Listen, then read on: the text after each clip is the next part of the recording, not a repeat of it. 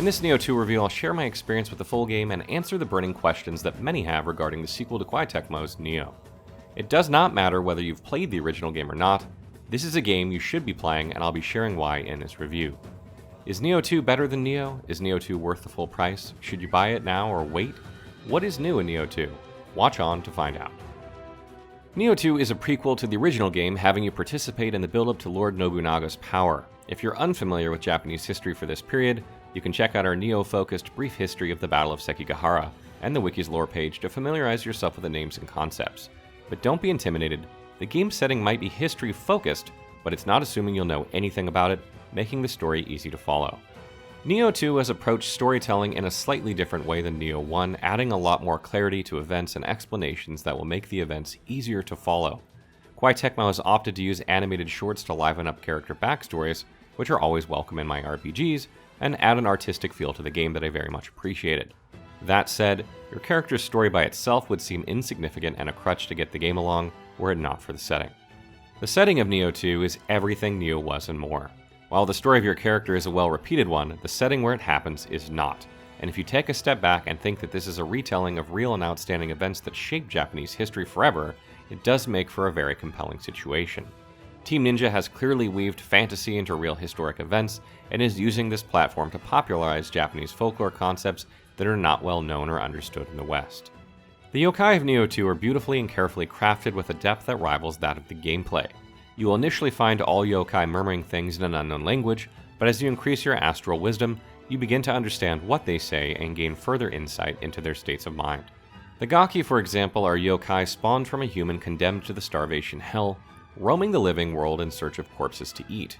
As you gain wisdom and begin to understand them, you'll hear them begging for food, pleading for you to ease their hunger. It is in this realization of the blurry concept that mixes yokai and the reality that Nioh 2 achieves what few games can, and The Witcher is famous for, popularizing obscure folklore. To compare to a recent title with a similar setting, let's take Sekiro: Shadows Die Twice. Sekiro is set in Japan shortly after the events of Nioh 2, and features mystical yokai and a fantasy setting. Yet the focus of Sekiro is on the story of Sekiro, making the setting incidental and their renditions of yokai less important to your memory of the game. Nioh 2, on the other hand, is focused on the setting, the history, and fantasy of medieval Japan. In this way, your character's story is incidental, but gets to help shape the events that changed Japan forever, and you get to do a deep dive into Japanese aesthetics, myth and culture, down to the appraisal of tea utensils for display in your hut. Gameplay is very much the focus of any RPG, and Nioh 2 has spared no effort to make it outstanding in all aspects, from mechanic depth to variety of builds through character customization. One of the main complaints about Nioh was that there was a fixed protagonist. Nioh was indeed the story of William, but this time you get to make your own character with a very detailed character creator that will likely occupy the first couple hours of your gameplay, at least. You can change your appearance from in-game via the hut menu, and you can also save your creations and share them using a code. We have a page dedicated to code sharing on the wiki, so you can have fun trying out other styles. I had a lot of good things to say about Nioh, which mixed fast-paced Ninja Gaiden with tactical Bloodborne and Dark Souls checkpoints, spiced with a variety of weapon styles and skills. This continues in Nioh 2, and players can pick to buff specific stats to match their playstyle, and can learn several different skills or use consumables to buff weapons with elements that enemies may be weak to. The combat feels extremely smooth and well balanced, if also punishing. You will find that you need to familiarize yourself with the 3 available stances, but also make a point of learning to key pulse and unlock skills that help you sustain your stamina. I have died a lot during my gameplay, but I also learned something most of the time. If hardcore difficulty is a turnoff for you, such as those who got stuck in Sekiro, you will be happy to know that the game not only gives you the option to co-op with others, but also adds NPC phantoms for other players that can summon to assist you. Sometimes all you need is someone to take the attention off a few enemies while you heal up, and NPCs are a great option for this, and they summon in no time at all. With or without assistance, the game is challenging and will ask that you give close attention to its incredibly in-depth mechanics. Nioh 2 is not just polishing the original game, it is adding whole layers of complexity to dig into. Starting things off is the new yokai shift that merges you with your spirit and results in an ultimately powerful version of yourself. This merging of you and spirit also adds the new burst counter that allows you to interrupt the more powerful yokai attacks and create an opening where you would have instead had death. It's a high-risk, high-reward mechanic that adds even more depth for those looking to mix it up even further. Since you leveled up, the yokai have 2, and they can now draw you into a Dark Realm instance that severely impairs your ki regeneration and powers up yokai within. The realm is dispelled by killing one specific enemy inside it that is identifiable by small blooming flowers around it. Be prepared to face multiple tougher enemies in each level, all with unique movesets, elemental weaknesses, and resistances. Since enemies are now harder, the rewards must be better, and indeed they are. Nioh 2 introduces Soul Cores, a new item that you can slot into your Guardian Spirit as you would a gem into your weapon in other RPGs. Soul Cores have defense and attack values as well as fixed status effects and random benefits from a pool, the same as armor and weapons. The really amazing thing about them, though, is that they give you a special yokai skill. Yokai skills allow you to use anima to temporarily transform into or summon the yokai the core belongs to. It cannot be overstated how awesome it is to suddenly become a one-eyed Oni and swing your giant fists into the 3 Ronin that were ganking you, draining all their ki in a swift combo. Soul Cores can be fused to upgrade and deconstructed to obtain special yokai smithing materials that you will be using for your high-end equipment. The depths of character creation don't end there, of course, with new armor styles and sets being added, including low-level ones that will keep you ready for main missions. Nioh 2 has also introduced yokai weapons and blessed weapons. Yokai weapons are special arms infused with a spirit, and they will gain sentience and talk to you as you use them, much like Nier Automata. These weapons apply a special status effect called Corruption or Purity, and have a set effect in addition to normal ones from the pool. Other improvements include a revamped skill tree which feels a lot better than the previous one, a myriad of new special effects, and improved explanations of what everything does via the options button as you mouse over each element. And did we mention that you can equip more than one Guardian Spirit? Yeah, there's that too. Nioh 2 is running on what seems to be the same engine as Nioh, which prompted some discussion about the quality of the graphics during the alpha and beta. For the full release, it's apparent to me that the game is focused on delivering a polished gameplay experience with an emphasis on sustainable frame rate during effect-intensive millisecond combat. The graphics are therefore not comparable to PlayStation industry leaders like God of War and Death Stranding, with some cutscenes looking rather odd, most likely as a result of it being done in-engine, since it has to render your character as you play. That said, the artistic design and direction of the game is stellar, and at no point during gameplay did I stop and think, this looks meh. The age of the engine does show, but it still holds strong and delivers a beautiful rendition of Japan, while also keeping 60 FPS in 4K running smooth without any hiccups. Since the focus of the game is on the combat, I very much appreciated this approach, and feel the artistic brushes of the design style make the setbacks on pixel refinement a worthy trade-off. Level design is much improved from Nioh, making each area significantly larger, more populated, and interconnected. Shortcuts are not meaningless, and discovering the nooks and crannies of every location ticked all my exploration boxes.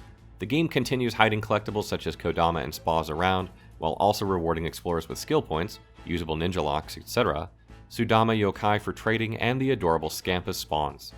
Ambushes, traps, and unexpected enemies happened often, and kept me on my toes as I played, making each region a renewed but welcome challenge. Similarly, the music score matches the game in setting extremely well while adding depth to the experience. The soundtrack for Nioh 2 has many moods and emotions intermingled within, creating a more comprehensive experience. You don't have calm and combat with a boss tune added. They're sad, upbeat, challenger, nostalgic, and even pondering tunes that add to the overall feel of the game in a very positive manner. I found some tunes stuck in my head long after I put the game down, and even as I write this review, so the audio gets a big plus for me. Action RPG titles are often about variety of builds and min-maxing through loot farming and optimization. Nioh delivered a fantastic amount of content, and Nioh 2 does even more than that. Coming out of the gate with all the previous game's DLC weapon categories unlocked, and promising to add more with DLC later, you can spend countless hours simply mastering each weapon type. This is before you start combining them, adding status effects, toying around with skills and stances, or introducing some ninjutsu and omnio magic. If all that isn't enough, the set bonuses, special effects, soul cores, and yokai weapons add further layers of tinkering for you to manage, all with a quality system so you can keep pushing to get something better. Common, uncommon, rare, exotic, divine, and ethereal. The rarer the item, the more beneficial status effects it will possess. Each region features 7 to 10 missions to complete and unlocks Twilight missions for extra materials and challenge. Some of the main missions took me 2 hours to complete, exploring everything of course, so you can expect 100 plus hours of gameplay to complete everything, given endgame farming and presumably New Game Plus.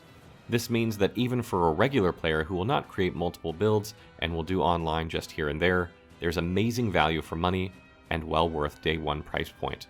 Something I really loved about From Software games is the multiplayer and joining others to help them through a tough area or boss fight.